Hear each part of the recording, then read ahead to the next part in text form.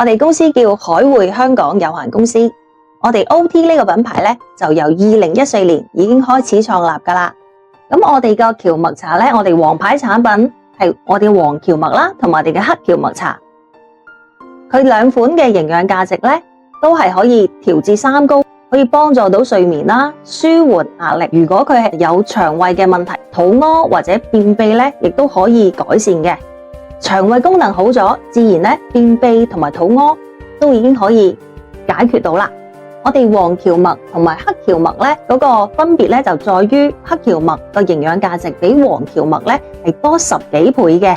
咁另外我哋有隻王牌嘅元素呢，叫做類黃酮。類黃酮呢，黑蕎麥入邊呢係比普通嘅蕎麥呢係多100倍。同埋呢，我哋入邊有個硒嘅元素，即係眾所周知，硒呢係一個抗癌之王，作為一個保健、增強免疫力嘅功效。因為呢，我哋入邊有個蘆丁，佢就會令到我哋身體嘅一啲嘅微循環呢變好咗嘅。